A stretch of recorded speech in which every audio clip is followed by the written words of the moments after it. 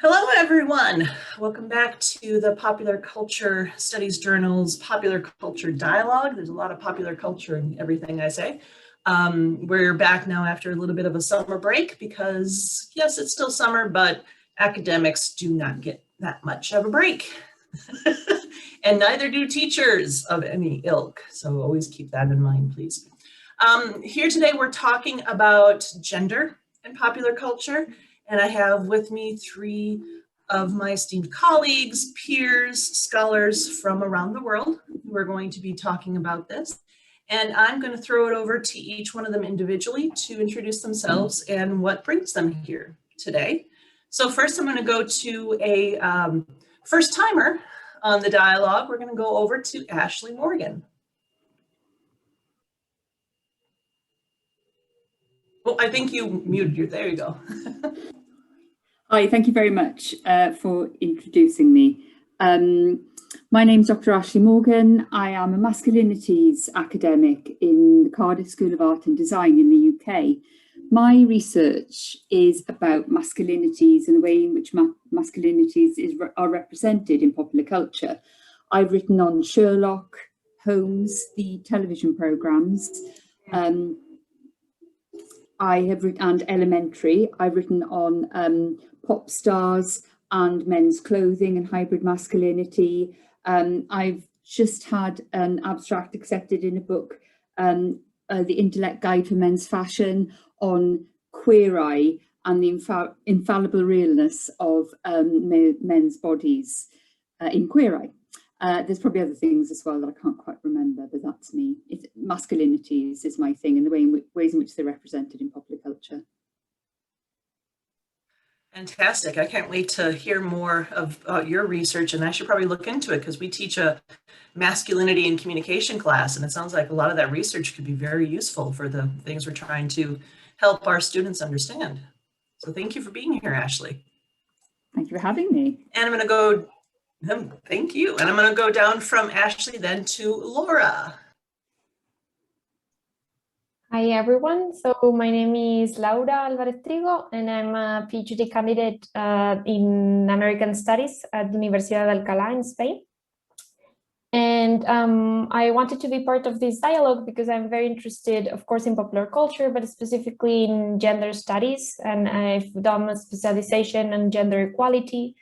And I've worked also in analyzing how gender is presented in different popular culture products. And I think that it's something very important that we should look at and study and, work with everyone, not only academics, not only within academia in like analyzing every single detail, but getting to understand how we can critically and with a greater media literacy get to the greater public about these issues and how to maybe change them.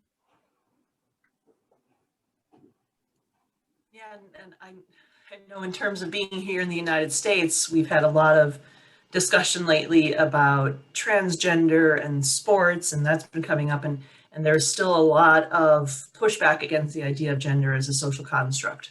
So I'm glad to have you here, and taking on this topic is a really important one at this time. So thank you. Yeah. And then we will go over to Christine.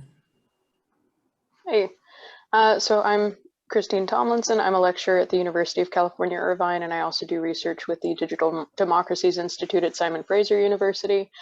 For the most part, a lot of my work looks at gender and culture in video games, but I also look at things a little bit more broadly in popular culture as well, sort of focusing on not only representations, but also gender's effects on consumption of popular culture and what those dynamics look like. So excited to be here and chatting today.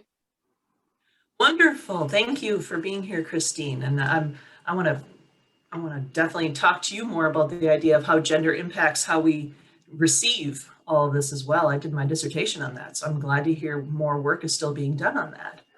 All right, so as I told everyone before we started, I've got one question that I kind of want to use to jumpstart our conversation, and that is, how does popular culture shape and inform our ideas about gender? And who'd ever like to go first? Feel free to jump on in.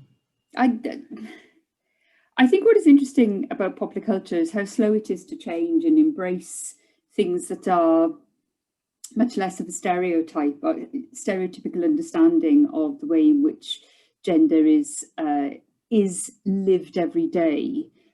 We get very used to gender tropes in popular culture, and one of the things I think is quite interesting is how slow it's been to change in the past 10 years. There are differences apparent now. If you think about things like Modern Family and Schitt's Creek, there is particularly American popular culture television programs. It does seem terribly slow to change. And if you think about things like the Golden Girls, when that first started, it was supposed to have a gay character in it, and it was going to be really, really cutting edge. So the women were all going to live with a housekeeper, and the housekeeper was a man, and a gay man, and very openly gay. And it was the same in Friends, where one of the characters was supposed to be gay. I think it's probably either Chandler or the other one that I can't remember. But it's really, really, really slow. And I think it's interesting how slow things are to change. You know, Lynn Siegel talks about that, doesn't she, in terms of slow motion, especially in terms of embracing different kinds of masculinities.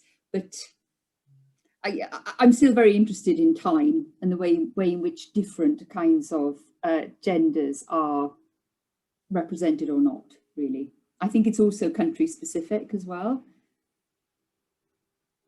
And thinking about at least from the American perspective, I would agree, because I know it seems at times that the United States is kind of stuck on the strong female character, and that once we created the strong female character, that's like as much, you know, progressive in terms of gender as we got, and it's been stuck like there for about 20 years now, it seems.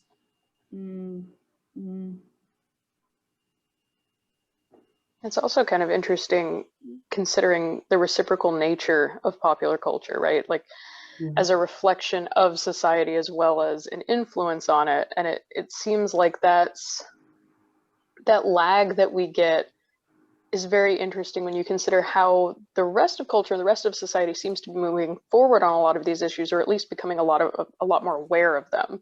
And yet you have this very delayed reaction, which probably has some influence in delaying some of the changes that we might be seeing in other social areas, like legislation, for example. Yeah, I agree with what you've once said. And I think something that Ashley mentioned that it's very interesting, it's this idea of the tropes, and how I think that influences a lot how slow it changes, because it's easy to use tropes, right? If the mainstream popular culture kind of, I'm thinking of Netflix and things like this, you want to create content fast, a lot of it cheap, it's cheaper to create tropes and rely on these tropes. You don't have to think about it much. You don't have to have very good people doing the work behind it. So there's that continuation and that perpetuation of the stereotypes and the system, kind of, because it's not worth it to look for something else, to do something different, to respond to that social change in that sense. And I think I wanted to add that I think it's also very interesting to think about how gender is shaped from the point of view of audiences, in the sense that so of course there's to a certain extent a social change, as Christine was saying, but I think we also tend to accept stereotypes pretty readily, in a sense, because we often think about consuming media in terms of media effects. So how much the media affect our behavior and how much we accept the values that it transmits to us. And I think that it's also very important to think not only in terms of media effects, but in terms of uses and gratifications, the theory of uses and gratifications, because there's, so two of the uses that were identified at some point already many decades ago was identification and the enhancement of social interactions. And I think these two are very important, because we accept the values, we reproduce these behaviors because we think that this is good, like in the TV show or in the movie, something good happens to the female character when she wears lipstick. You know, you tend to use lipstick because you create that association. You know that it's gonna be liked socially to a sense, and maybe not you and I'm thinking of myself as a child. When I was a child, certain things, it's not only me that I thought because I saw this in a movie was good, but my mother will tell me this, like, oh, you see in that movie that girl is this and you should do the same thing because this is what's socially approved of. And this is very important too, I think, in terms of fun studies. When we think of fun studies, this is something that is very thought about in fun studies as well. When we do studies asking fans, what is that you find, what's the uses and gratifications that you find in that particular fun practice? And we reproduce behaviors also, not only in the mainstream, but when we look for alternative gender identification, we tend to do these kind of reproductions in group reproductions as well. So if you're in Tumblr and you're in kind of in a non-binary community, you tend to do the same kind of things, like, I don't know, like dye your hair crazy colors. And I've done that. And, you know, there's this kind of communal experience, in group experience and social approval that's always behind these identification patterns, I think. Being a social animal has its benefits and its drawbacks when it comes to these matters. While you were talking there, Laura, one of the things that struck me was, I wonder what would have happened if,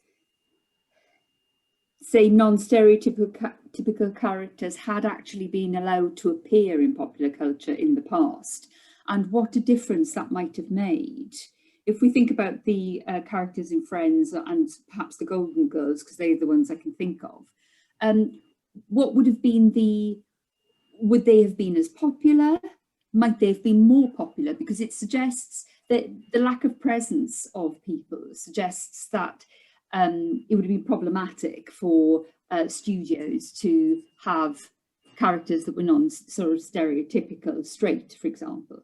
But what is interesting to think about, I think, is whether audience reaction would have been much better and much more established, and perhaps might have given some of these programs greater longevity.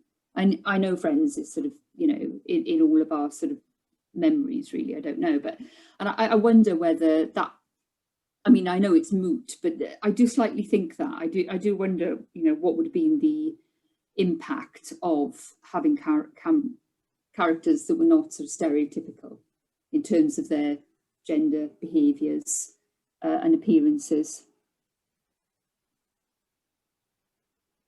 And something that's interesting just regarding like Golden Girls is the fact of how much the gay and lesbian community kind of used Golden Girls, even after they didn't have that caretaker anymore, just used the characters themselves, the women, as a way to experiment with gender too. I thought that was really fascinating how, because the actors were themselves very vocal when it came, at least in certain circles, very vocal at that time when it came to gay rights and to the AIDS crisis and everything too. So it is, they maybe weren't able to reach the mainstream, but they were definitely reaching certain populations and having that connection with certain populations. Yeah, what I think is interesting in Britain is that there have been attempts to have non-stereotypical characters as sort of normative within television shows. There was a big push about 15 years ago for characters who were constantly, if you were a gay character, the storyline would be that you were coming out. What would be the significance and the narrative around your coming out? Who would know? Who would not know? Where was the drama created there? And what I've noticed is quite a shift between coming out stories and, you know, an assumed heteronormativity, and where it's not mentioned at all. And we just accept the characters having relationships with, like we do in Schitt's Creek, characters who just having relationships with people of the same sex and then being unproblematic, rather than, oh, this person's going to be coming out and oh my goodness, how is this person going to react to coming out. And there's been a massive shift away from that. And I think that's really, really positive, because it suggests much greater agency for people, doesn't it?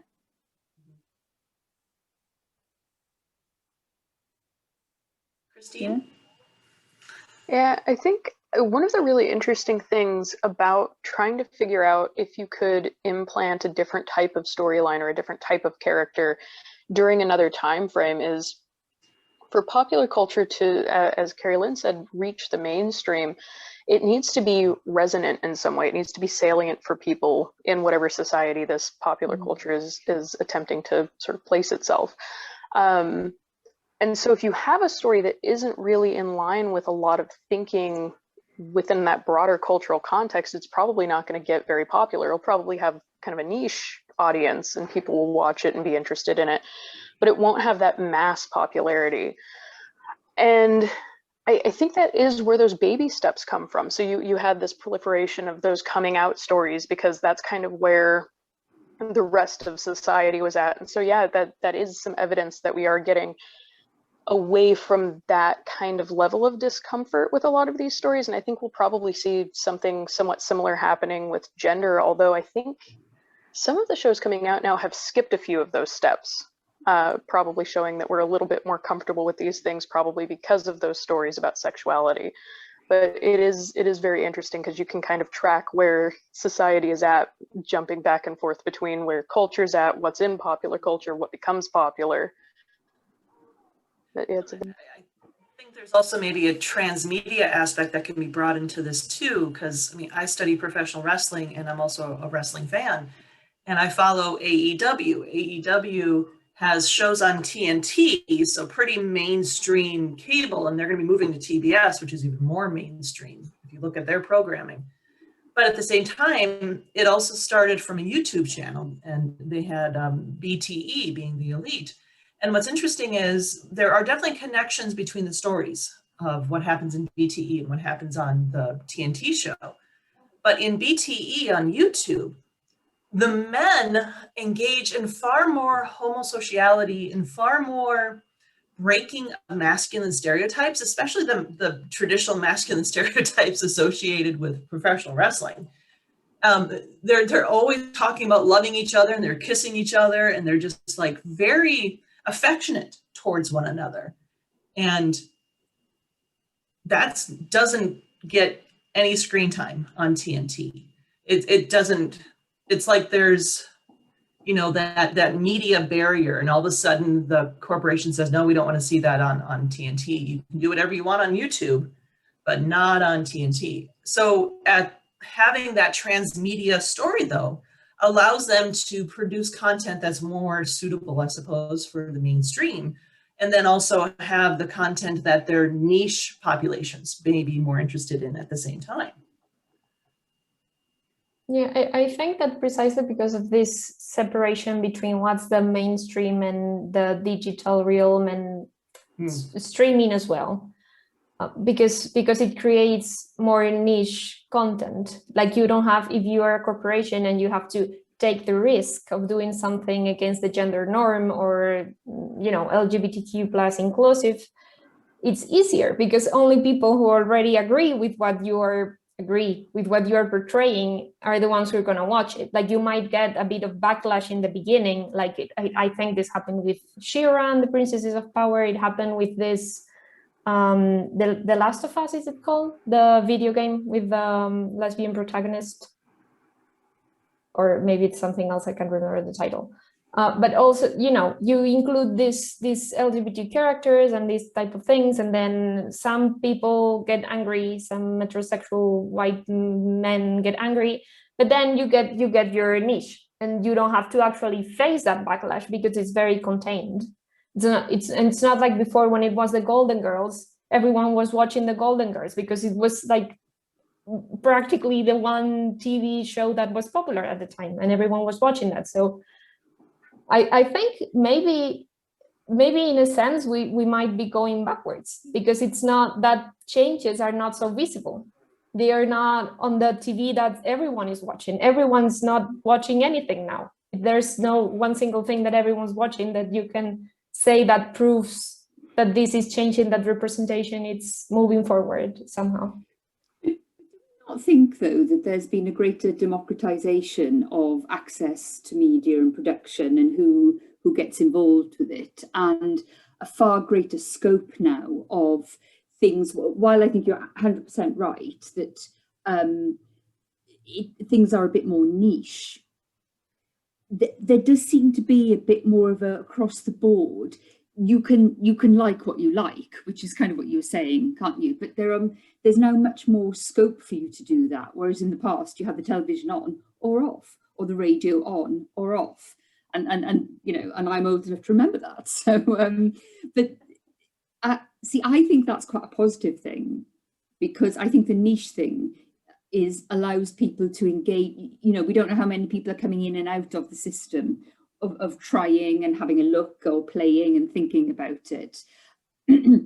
So I think it's a really positive thing that there are now far more formats that people can engage with, where they can try information out and see what fits or what they like or don't like. Excuse me.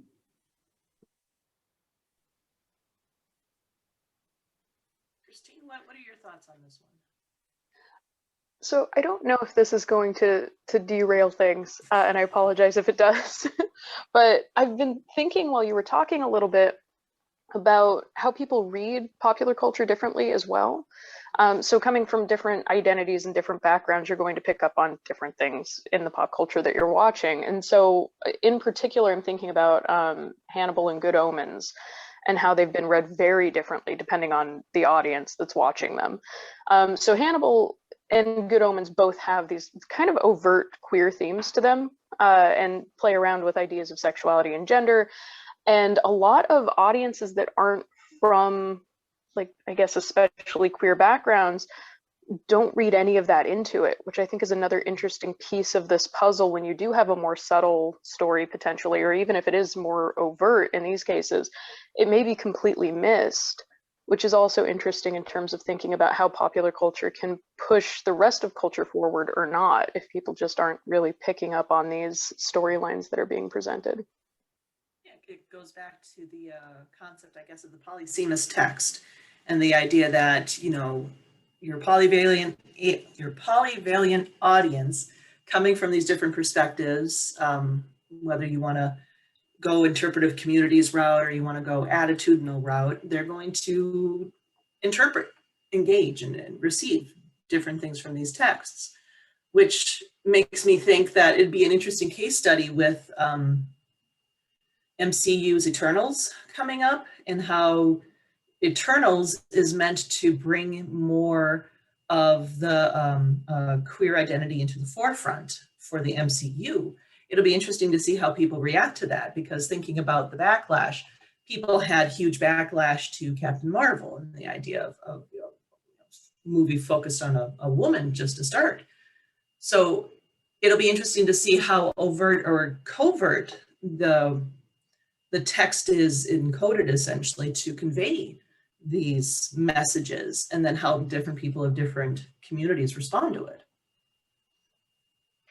Yeah, it's sort of interesting on the topic of Captain Marvel too, because I feel like when you looked at how people were talking about that movie, and in particular how people were talking about the character and the actress, a lot of the discomfort would go back to things like, oh, well, why isn't she smiling? And we saw this happen recently with Horizon Zero Dawn as well, which picked up traction on Twitter because someone had photoshopped her with like this very like pageant kind of makeup smiling look for a post-apocalyptic video game. But that's getting back to that idea of gender norms as well, because people do react to these things that they perceive as a sort of a slight against those norms, or even just stereotypes that we expect. Yeah. As I mentioned, I did my dissertation, to show my age, back in 2008. So I did a study where I asked people to recall their engaging with media products they saw as meant for men and meant for women. And I asked men and women. It was very binary at the time, because that's how we were mostly, or at least how I was thinking back then. And it was interesting because I also asked them how they saw they're engaging with the media product from this perspective of what's appropriate given for men and for women. And at least in 2008, the women that I interviewed did not seem to have as much of a problem engaging with things meant for men as the men did. And they could recall a lot of different things, from Sex and the City, which they were watching with their girlfriend or wife, to, you know, My Little Pony that they were watching as when they were a kid, so that was not the good My Little Pony. That was the 1980s My Little Pony, which, at least from my perspective. And the men were having a harder time breaking out of what was appropriate, because they had their fathers and they had other men who were telling them not to do things, or even worse, making fun of them. And when you have that type of messaging coming in terms of the norms, and it's from people you actually care about to some extent, it's going to be very hard to break out of that and to see value in something that you don't think you should be watching or engaging with. It's interesting. I was having a conversation with some friends over the weekend about Ghostbusters and the ways in which Ghostbusters was reimagined as a female ensemble cast, and how everybody felt about it. And I just remember saying, yeah, I thought it was really good. It was interesting. And one of the problems is, I think, when very traditional, very well loved things are reimagined, and say sex is changed, and I've written about this as well in Elementary, where Dr. Watson becomes a woman, and the absolute egregious backlash about that, and you know, and the way in which it was pitched as, oh, so sort of Sherlock's going to get off with Watson just because one is a man and one is a woman. And I'm like, God, have you never seen a platonic relationship before? Because actually nobody has. So I think one of the things that we were thinking about when we were talking about Ghostbusters is that it was all right to have a female version, as long as everybody remembered that the male version was the better one. And that seemed very important, really. And as if the female version, you know, was always going to be a bit inferior, you know, regardless of what was going to happen. And I found that really interesting, because for me, and I'll just say personally, not as an academic or anything, if there isn't a woman on the screen in something, it just doesn't engage me at all. Why am I looking at a load of men doing things? My area is masculinity, as I said at the beginning, so I'm really well versed in seeing lots of male tropes, but I find it really hard to watch things where there is no female content of any description at all. You know, I'm just very disengaged from it, really. Yeah, and especially usually when the woman is on screen, you think of, you know, genres like action adventure and sci-fi and horror and things like that. Even if they're strangers, if you have a man and a woman at the beginning of the film, somehow they end up together, which is why I love Kong Skull Island, because you obviously have the potential there for Hiddleston and Larson's characters to get together, but they don't. And that's fantastic. They're just treated as equals. And I think that was a wonderful way to handle that. Yeah, the problem with that is that platonic relationships aren't very sexy, according to other people, whereas I think they are a bit more what happens in real life. You're much more likely to have a platonic relationship with anybody than you are to have a sexual relationship with everybody. And but on screen, there's such a lot of investment in given to creating tension around will they, won't they, which I think is very interesting, and I'm very interested in representations of platonic love because there are so few of them. Now I think, thinking about the reception angle, I should go see the fan fiction for Kong Skull Island and see how much they were paired together, how much shipping was revolving around those characters. Because we are so trained for that will they, won't they, that if we don't actually get it in the text, we might just, you know, produce it ourselves. Yeah, I just wanted to mention that because it connects to what the study that you did, that you mentioned, how women and men responding to the other's content, and also to the will they, won't they trope. one book that really influenced me in how I think about gender content, how gender is represented in popular culture and how it is read as either male or female, again, as you said, in this binary conception of that, is Janice Radway's Reading the Romance.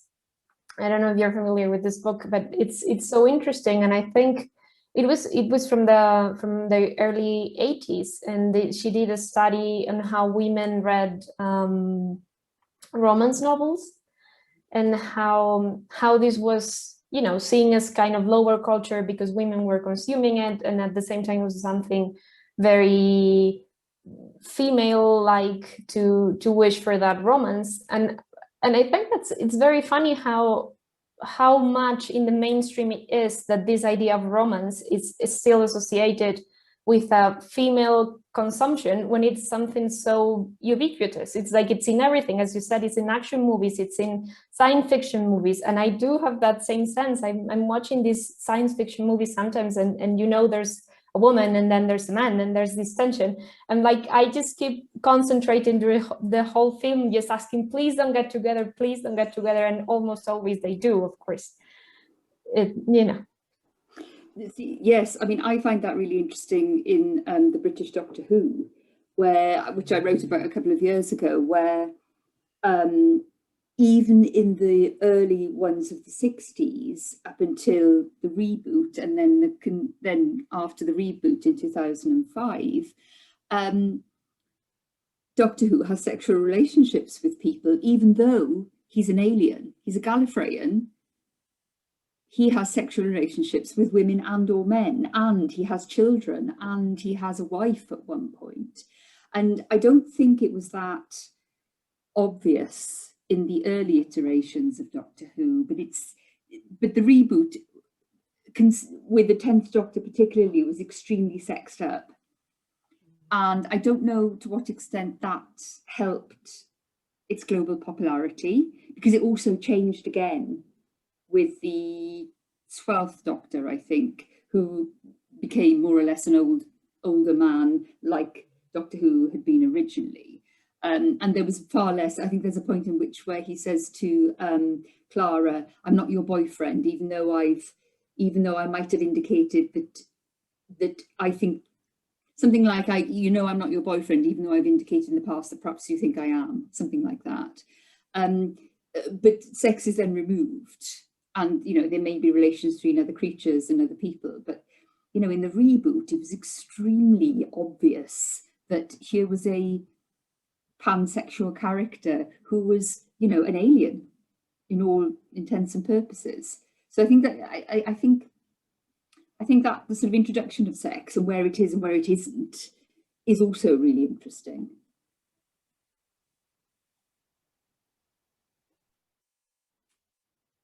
And it seemed at the time, at least I thought at the time, that when they rebooted it, first with Eccleston and then definitely with Tennant, that whole, you know, tension with Rose, Billie Piper's character, seemed intended to try to bring more women, more young women, more girls to watch the series, because I think, at least at that time, there had this idea of the fandom had atrophied to, it's just really appealing to boys and to men.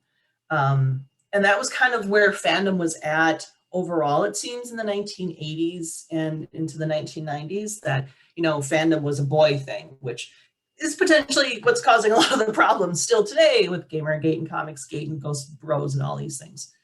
But I think we did see this intention in the reboot to try to make it appeal to more women, using stereotypes about romance and you know, male sexiness and things like that. It's sort of interesting because you saw the same thing with the first Deadpool movie in terms of how it was marketed. And it became this big kind of joke that they had these billboards that were playing up a romantic story in it to try to get women to come see it. It was a little bit tongue-in-cheek, but I also do work on romance in video games, and it's very interesting because, as we can see with how people consume other kinds of media and what people are interested in, how often this kind of thing is put in place in media, it's broadly appealing. Like, people in general like those romantic stories, even though we still have this very strong association of romance for whatever reason with femininity and women in particular. And I think the inclusion in Deadpool, the inclusion of Ryan Reynolds, who has a history of being in these rom-coms as the lead, and I think that also kind of fed into that too, because then you suddenly have the fangirls of Ryan Reynolds and you want to be able to bring them into it. But then, as so often happens in comic books, the female character, and video games as well, the female character is, fridged, they're captured, they're the damsel in distress. And so there's that whole problem that is still happening. And I think, like, again, with Kong Skull Island, I mean, Brie Larson does kind of become the damsel in distress towards the end of that movie. So it's still happening even there.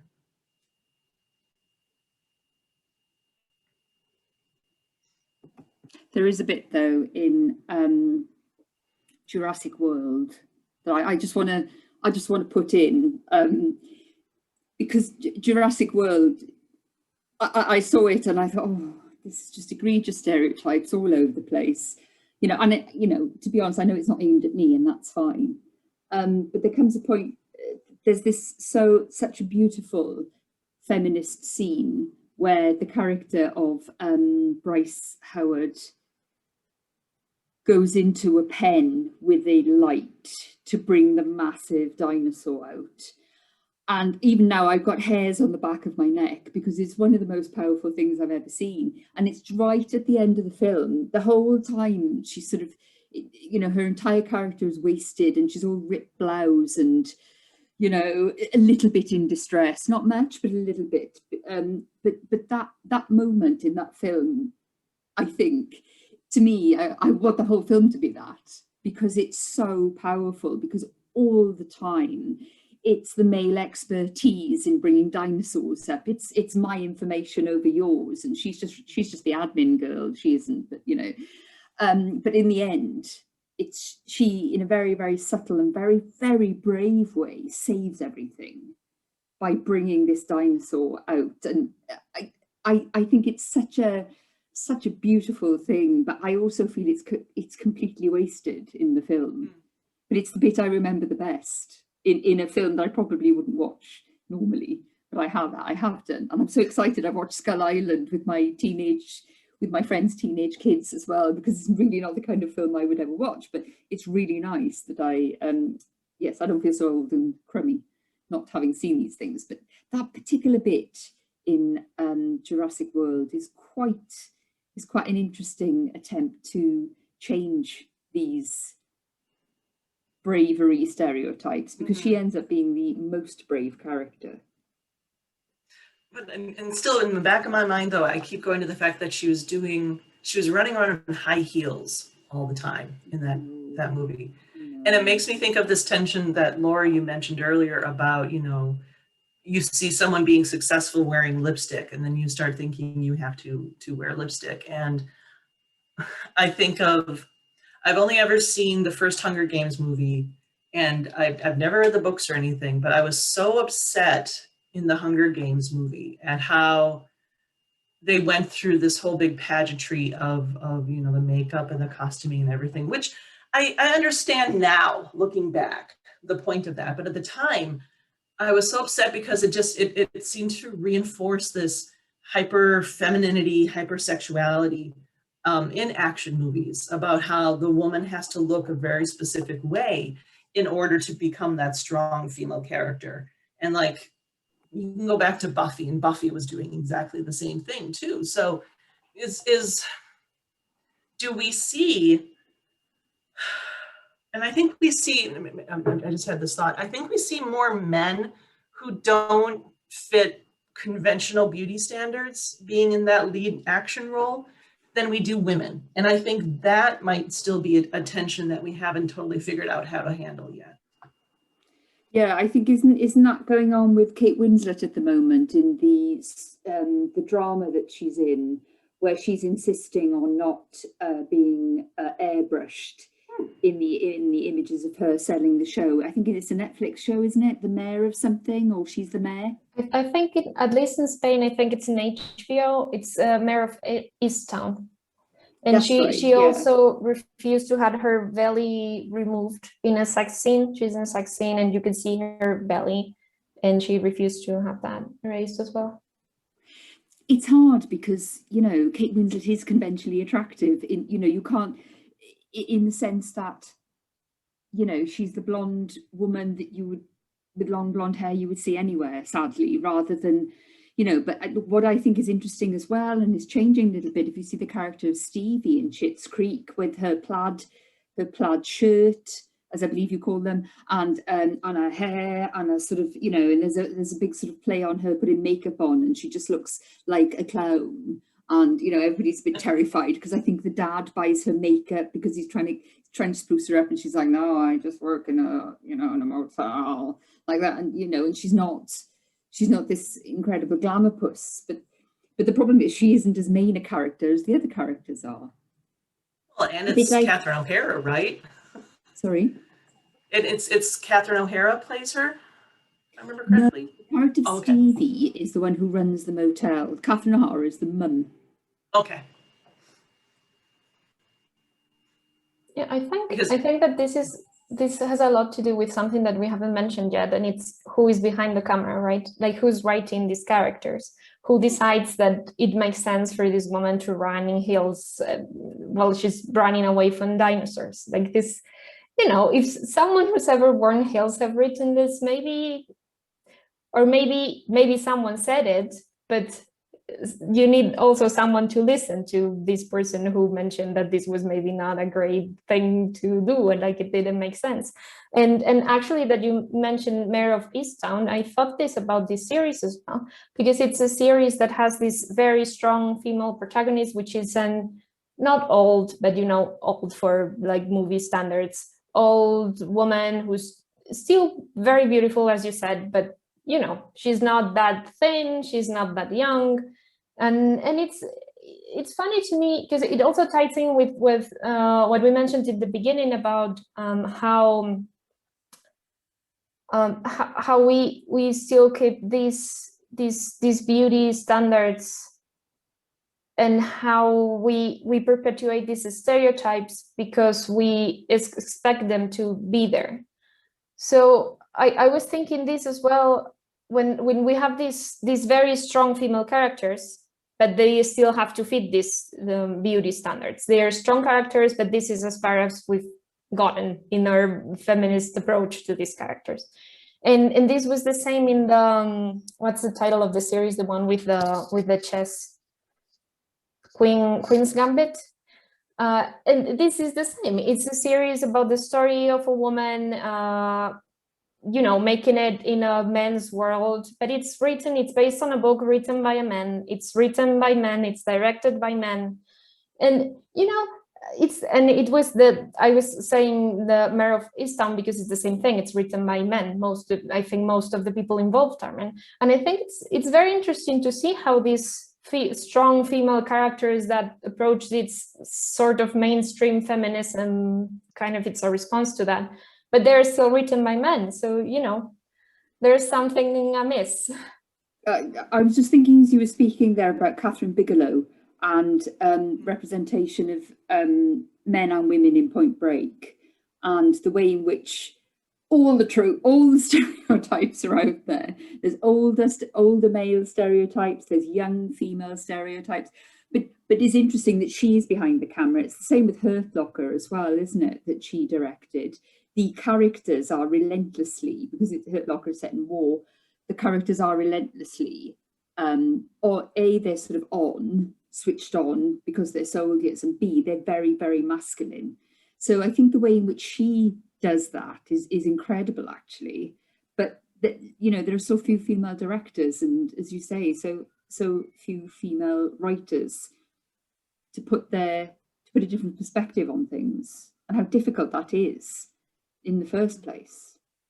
Yeah, and I think this is also a way that we perpetuate tropes, because, you know, if you fit the system, if you're a white male heterosexual cis guy and you like seeing women being submissive or something like this, it's easier for you to reproduce it, because there's nothing, it's what we were saying before, where are you placed as an audience and what you see in a product. So if what you see fits your worldview and your hegemonic system that benefits you, there's no way you're gonna challenge that. There's nothing for you to challenge. So you have this singing Queen's Gambit when she's at her lowest and drunk and drugged, and she's like looking super beautiful, like with her long cardigan in her underwear and like laid like this in the sofa. When I'm at my lowest, I don't look like this. No one does, but she does, because she's pretty, and you know.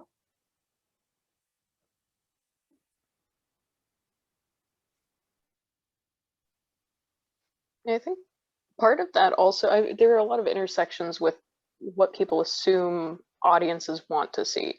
There may not be any truth to it, but there's this idea of this model of what's actually going to make money. And we see it in movies and television, we see it in video games.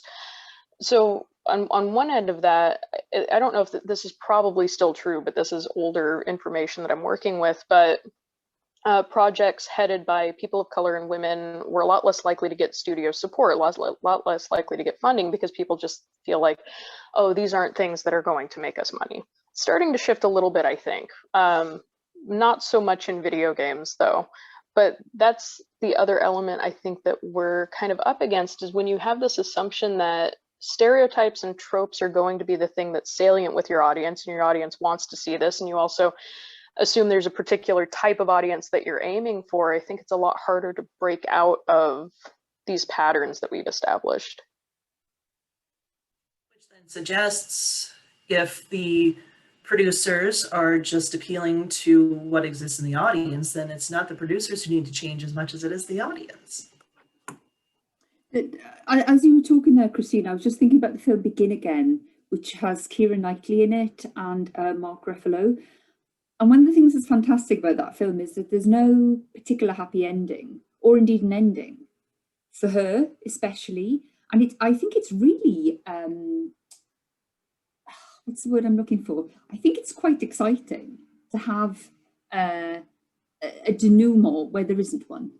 And I think that's a very risky thing to do. I don't know how popular the film was particularly, but it seemed like a very risky thing to do, particularly for the female character, that she doesn't end up coupled up or, you know, in a fantastic job and, you know, whatever it is that happens in these things. She just ends up cycling into the distance. And what it seems to me is that perhaps audiences don't like these untied things. They like to know what's happening at the end. And I don't know much about the process of audience testing. Maybe that's something you guys could tell me about, but I think often perhaps that's audience testing is the problem, because the bit you want to, sometimes the thing that you want to happen in the film, like ambiguity, never happens because people don't like it. But actually for some of us, we prefer it, because then it allows our imaginations to fill in the gaps, doesn't it? But that's not really what films are about, are they? I guess. And I wonder, does that happen in like video as well, Christine? Where there's some ambiguity around things? Sometimes, more often in sort of like indie video games that are not the big major studios that are very much like, okay, we want to make millions of dollars off of this game. There's a lot more room for experimentation for indie studios. And so you're more likely to see something where it's not quite an ending in those kinds of games. I was also thinking, though, while we're talking about this, and I don't know if this is, again, too far off topic, but another kind of interesting thing that's happening is with digital streaming, like Netflix, for example, taking big data information about audiences and what people are interested in, and tailoring the thumbnails for different things to try to entice audiences that may not actually be interested in this particular pop culture object. So I think that's going to be another interesting element of this that we'll start studying at some point as well. I think what Ashley was saying, it's actually interesting, because I think sometimes producers tend to assume that audiences want like something different, because they just say, we did this and they liked it, so we're gonna do the same thing again and again and again. And I think if you actually look at the trends in movies that have been more, let's say, risky or more different or more moving away of these tropes, they've actually in general been quite successful. Like both TV shows and movies that are very different, they are successful. I think it's just easier for them to dumb down the audience and do the cheaper thing for them, which is to, what I was saying before, to reproduce the same tropes and assume that this is what people like. And I think that what you said about data, it's also interesting because they reduce producing movies to doing, and there's, I think, at least to my mind, there's certain TV shows and movies that I watch these days that I can tell they've been done with kind of an algorithm, like using the data, saying, what do people like? And I was thinking this with this movie about the Sherlock Holmes sister, Nola Holmes. And this felt to me like done with these algorithms, like what are people liking these days? They like feminism, they like Helena Bonham Carter, they like Sherlock Holmes, they like mysteries, they like a love story, they like teenage girls having adventures. So let's put all that together and make a really crappy movie. And this is just, to me, it's just easier to make audiences seem dumb. It's like audiences, no, they don't like different things, so we're just gonna keep producing the same thing. And it's just shifting the blame to the audience that doesn't want something different, when I don't think it's necessarily the case.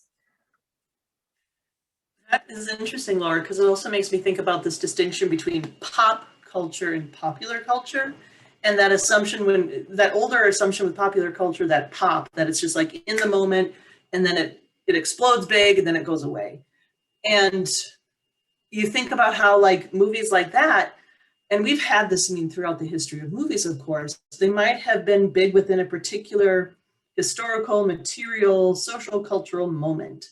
But then because they were so specific to that moment, they don't really last beyond it, because they don't really say anything else, because they were so geared towards the moment.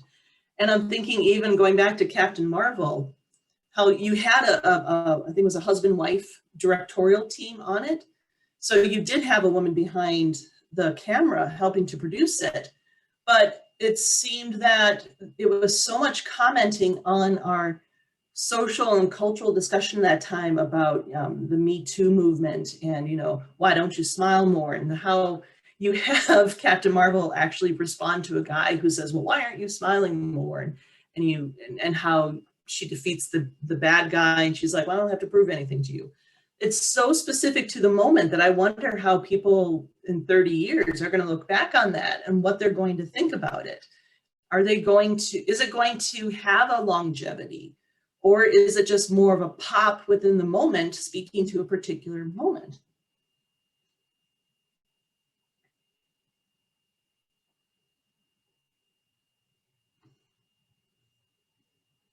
And it is interesting then, because if you feed into specific audiences, because audiences are very situationally bounded, you do that too much, you know, it's very short tail model. You want to get people right away at the beginning, and you don't worry about a long tail and getting people months, years later. But I think, are we not back to the same thing that Laura was talking about originally, which was the sort of the democratization and the niche element there of media and popular culture, and the fact that now is you can get what you like very easily, whereas in the past you had to search.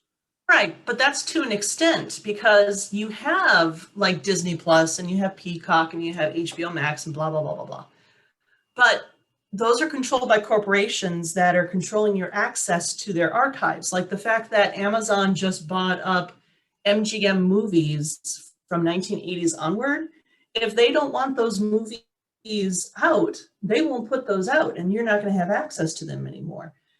Disney, once they bought 20th Century Fox, started taking 20th Century Fox movies and putting them in their lovely vault, so that, for example, independent movie theaters couldn't show them anymore. And this is actually something my partner Chris Olson is working on for his dissertation, because it is that question then, if we stop having access to the physical media because we have that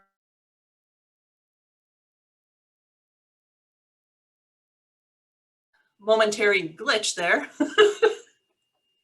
So backing up a little bit, if we stop having the access to the physical medium, whether as, you know, Blu-rays or whatever discs, or in the theater, because the argument is, well, now everything is online, but it's online controlled by corporate interests. Is it truly online? Is it truly that we're able to access anything that we want?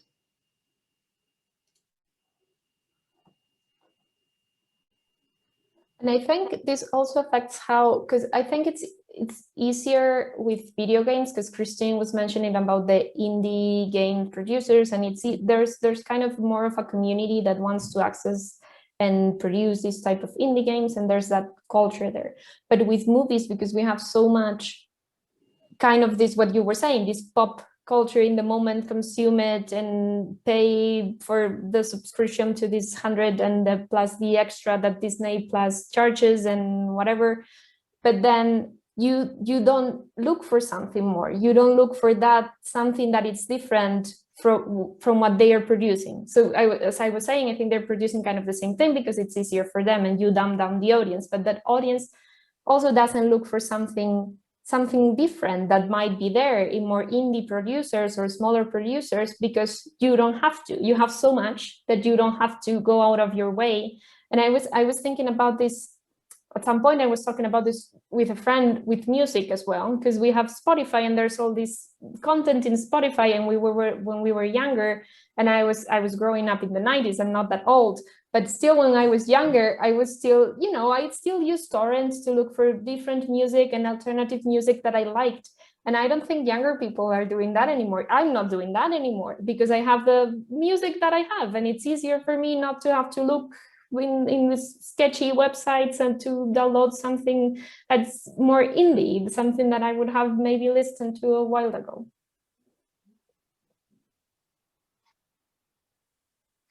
I don't know, are we not back to the sort of, isn't it easier though for people to share their musical interests now through things like Spotify? I know people send them to me to say, oh, you know, if you're interested in this kind of thing, do you want to listen to my Spotify? And I'm like, I've never heard this before, this is great. And I do the same, and we sort of share stuff. And I think, I don't know, if you think about sort of David Gauntlet and what he says about the way in which people are much more likely to produce than consume, although we always consume all the time, don't we? But it is possible to produce areas that perhaps haven't happened before. And I wonder whether Spotify is one of those that, yes, I completely concur with you, because I've got an Amazon Echo thing and I'm sitting here working some days and I'm thinking, oh God, I just need to listen to something, but I don't know what to listen to. And yet I know my friends have got millions and millions of songs on their Spotify's account, and all I have to do is go into there and download one. But I do and I don't, and I remember and I don't. So maybe that's the thing. Maybe because we know it's there, we don't need to access it as much as perhaps we tried to when we couldn't find it as easily. Christine? I was also going to say, I think a lot of this, we have a lot more opportunity to find a wider variety of things, but I also think that the way that marketing, even in something like Spotify, but in particular online streaming services and all of that, I think it also pushes people into these very specific interests, because it's trying to figure out, okay, well, you listen to this thing or you watch this thing, so you like this, so I'm going to push you further into this area and recommend very similar things because I know it's what's going to keep you engaged. And you see similar things on YouTube too. But I think that all of this is also creating more of that pop in pop culture. Everything is happening more in the moment, which has kind of interesting implications for moving forward if we do think about popular culture as reciprocal in terms of being influenced by and influencing broader culture. Because if it is just this kind of flashpoint, how much influence is it going to have long term? Yeah, and I think algorithmic fandom is something we're going to have to contend with more too in fan studies and popular culture studies, for that sense of, you know, yes, we have the social networking sites that allow us to connect with other fans and potentially learn new things, but then fans tend to like the same thing or something very near it. So these platforms then are set up to help us to find that, because they want to keep us on the platform. They want to keep us consuming with them. So it is definitely something we have to contend with if we're hoping for, in any way, trying to introduce non-normative gender and create, I guess, new stereotypes, which is actually a really bad idea. At least new norms maybe, but that's also kind of a bad idea. That's something I think we also have to wrestle with. Are we trying to create new stereotypes, new norms, and new ideas of what's appropriate? Or are we just trying to, you know, get people to stop thinking in stereotypes and norms? And I don't know if we have an answer totally to that yet. Oh, sorry. Are we not back there to the idea of people don't like ambiguity? They don't like ambiguity, whether it's in terms of narrative or gender representation. You know, ambiguity is problematic. Whereas we might quite like it or whatever, or think it's brilliant in narrative, in whatever form. When it comes to particularly gender and representation, ambiguity is highly problematic still, which is why I think it's the most interesting area and should be encouraged more, because I think people are more ambiguous in terms of their sexual identity and should be condoned and represented at all times. But the problem lies in what you do with that. How do you make that, you was just saying, how do you make that a stereotype? How do you make ambiguity, particularly in terms of sexual behaviours, for example? For some reason, people need to be very highly anchored into understanding that they know what they can see, and they understand and comprehend it, and it's not a massive surprise or unusual to them. But I don't know. I still think there's room for much more ambiguity. And was it like 20 years ago it was possible for you to interact with films so you could create the outcomes? Is that in video? Is that in video, Christine? It feels like a long time ago now that you could do that. Yeah, so there are a lot of games that do give you the opportunity to kind of shape which direction the narrative takes, obviously within the bounds provided by the developers. But there has been a recent movement for movies to follow that similar format, like you saw with Bandersnatch. Was that what it was called? The Black Mirror movie where it was choose your own adventure. So yeah, a little bit more of that coming in, which is also very interesting in terms of trying to figure out how popular culture fits into these broader ideas of identity and how people consume things. Yeah, they actually tried that. CBS tried that with a Hawaii 5-0, where they had 3 possible endings and they had the audience vote on which ending they wanted. And then as it was airing, pre-taped, of course, CBS supposedly put in the winning ending. And so you actually had one ending for the East Coast and one ending for the West Coast. That was supposedly. And this, again, is for me where professional wrestling comes in, because, yeah, do you actually know if that's real or not? Did they actually pay attention to the audience, or are they just saying they pay attention to the audience? It's always within those producers' boundaries. But I just want to say one thing, maybe in this, we can use this for wrapping up. That idea of ambiguity, going back to that. And I'm not going to speak towards other cultures because I only really know Western civilization cultures. But at least I know in Western civilization that idea of the gender binary in terms of visual cues has been so important to help us reduce uncertainty when it comes to communicating with one another, that I think that's partly why we see such a pushback to removing the binary, because people don't want to have that uncertainty when it comes to, just saying hi to someone or, using a pronoun and things like that. They don't want to embarrass themselves. They don't want to make someone else feel bad, and they don't want to hurt people. I am hoping that's part of the explanation for this. But it is going to be difficult then for us to embrace ambiguity when we are seeing someone and not have that expectation to know a gender or to know, race and to know sexual identity, and to act with one another, not based on those demographics and those social identities, but to act with one another based on, fellow human being. And I don't think we're anywhere near ready to be interacting at that level of ambiguity. Well, thank you all for coming today. Any final thoughts or maybe final directions that you see we need to do more research in? Apart from ambiguity. Seems like a good one, yeah.